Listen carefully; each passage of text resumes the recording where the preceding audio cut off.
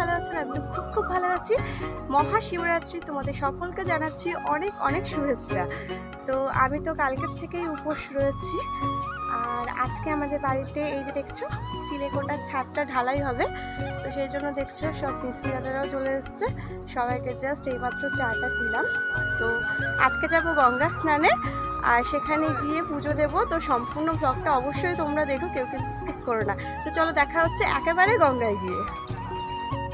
এই যে পৌঁছে গেলাম আমরা গঙ্গার পাড়ে। তো তোমাদের দাদাভাইয়ের সঙ্গে আমি আসলাম, আর বাকি সবাই এখনো আসেনি, সবাই আসছে। সবাই আসলে তারপরে স্নান করতে নামবো। আর জোয়ারটা আসলে বেশ ভালো হবে, মানে জোয়ারের জলে স্নানটা করে পুজো দেওয়াটা বেশ ভালোই। তো প্রায় তো 12টার কাছাকাছি বাজতে গেল, সেই জন্য একটুখানি ওয়েট করি, ওরা সবাই আসলে একসাথে স্নান করতে নামবো। তো সমস্ত কিছু মোটামুটি আমাদের গোছানো হয়ে গেছে। তো কিছুক্ষণ এখানে একটু ভিডিও শ্যুট করি, তারপরে স্নান করতে নামবো। তো সম্পূর্ণ ব্লগটা কিন্তু দেখতে হবে সবাইকে। তো গাইজ গুটি গুটি পায়ে আমি দেখো যাচ্ছি গঙ্গার দিকে। তো অনেক ভিড় গঙ্গায়, দেখো প্রচণ্ড ভিড়। যেহেতু আমি একটু পরেই নামবো, সেহেতু আমার অতটা তাড়া নেই।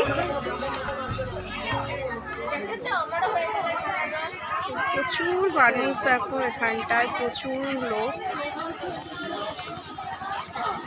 তো গঙ্গায় স্নান করে আমরা ঠিক এই দিকটা দিয়ে চলে যাব। ওই যে পাঁচিল ঘেরা, পাঁচিলের ওই পাশটায় আমাদের মন্দিরটা। তো গাইস, যাদের জন্য এতক্ষণ অপেক্ষা করছিলাম ওরা সবাই চলে এসেছে। তো ওরা ওই দেখো জলে নেমে দাঁড়িয়ে আছে, আর আমিও নেমে পড়ছি। তো বাড়ি থেকে শ্যাম্পু নিয়ে এসেছি, মাথা ঘষবো। তবে জলে নামতেই না মানে ঠান্ডা লাগতে শুরু করেছে, জলটা বেশ ঠান্ডা ছিল। আর এখন জোয়ার শুরু হয়ে গেছে, কিন্তু আর কিছুক্ষণ অপেক্ষা করলে মনে হয় বেশি ভালো হতো, কারণ খুব একটা বেশি ওপরে জল এখনও ওঠেনি।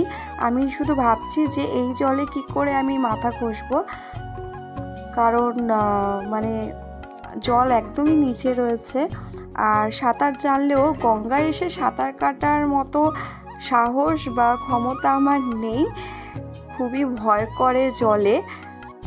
তো সেই জন্য আর সাঁতার কাটার রিস্কটা নিলাম না, যে কোনোভাবে আমি মাথাটা ভালো করেই ঘষে নিলাম।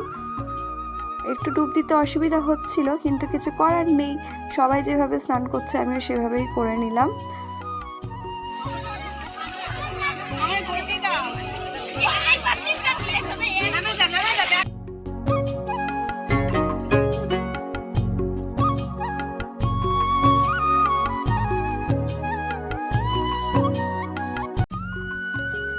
তো গাইস দেখো চলে এসেছি মন্দিরের ভেতরে। সবার প্রথমে আমি এসে এখানটায় ধূপকাঠি আর মোমবাতি জ্বেলে নিচ্ছি। আর তোমাদের দাদাভাই দেখো বাইরের থেকে ভিডিও ক্যাপচার করছে, যেহেতু ও এখনও স্নান করেনি তাই আর মন্দিরের ভেতরে ও ঢোকেনি। আর প্রচণ্ড ভিড় হয়েছিল মন্দিরে। তো আমি এখন এখানটা দাঁড়িয়েছিলাম, তারপর তোমাদের দাদাভাইকে বলছিলাম যে ভেতরের ভিড়টা একটু কমুক, তারপরে আমি ভেতরে ঢুকবো। তো গাইস আমার পুজো দেওয়া কমপ্লিট, অঞ্জলি দিয়ে নিয়েছি। তো সব ঠাকুরের মাথায় আমার জল ঢালাও হয়ে গেছে, কিন্তু দুঃখের বিষয় ক্যামেরাম্যান তোমাদের দাদাভাইকে নিয়ে এসেছিলাম এবার সঙ্গে করে একটু ভিডিও করে দেওয়ার জন্য, কিন্তু সে এতটাই লাজুক, কোথায় দাঁড়িয়ে আছে দেখাচ্ছি, একটু ব্যাক ক্যামেরা দেখাচ্ছি। ওই যে দেখতে পাচ্ছ দূরে, ওই যে ওই দেখো তোমাদের দাদাভাই ওইখানটা ওইভাবে দাঁড়িয়েছে, মানে এতটাই লাজুক। তো আমার তো আর কিছু করার নেই, সেজন্য আমি আর ক্যাপচার করতে পারলাম না। তো চলো, পুজোটা তো দেওয়া ইম্পর্টেন্ট, সেটা হয়ে গেছে, আর কিছু চাই না।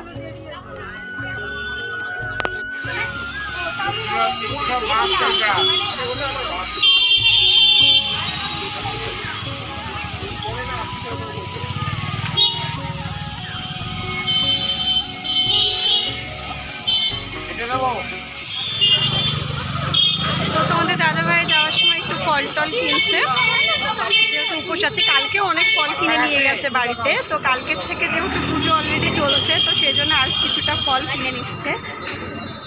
তো এবার বাড়ি যাওয়ার পালা। আর আমি তো পুরো ভেজা কাপড়ে স্নান করে ভেজা কাপড়েই পুজো দিলাম, কিন্তু শাড়ি বলতে গেলে অর্ধেকের বেশি শুকিয়ে গেল। তো চলো তোমাদের দাদা ভাইয়ের ফল নেওয়া মোটামুটি কমপ্লিট, তো একেবারে বাড়ি যাই, বাড়িতে গিয়ে তোমাদের সঙ্গে হচ্ছে কথা। তো গাইস বাড়িতে পৌঁছে দেখো আমার জ্যান্ত শিবের মাথায় আমি জল ঢালছি, আমার ভোলানাথ। তার মাথায় জল না ঢাললে কি হয় বলো? কালকের থেকে ব্রত করেছি আর আমার ভোলানাথের মাথায় জল ঢালবো না? তো সাথে একটু ভিডিও বানিয়ে নিলাম। এখন এটা যেহেতু ট্রেন্ডিং চলছে, আর তোমাদের দাদাভাই কিন্তু আমাকে মন ভরে আশীর্বাদ করেছে, যেটাতে আমার জীবনটা পুরো ধন্য হয়ে গেল। তো চলো আজকের ভিডিওটা এই পর্যন্ত, ভালো লাগলো অবশ্যই সবাই লাইক করে দিও।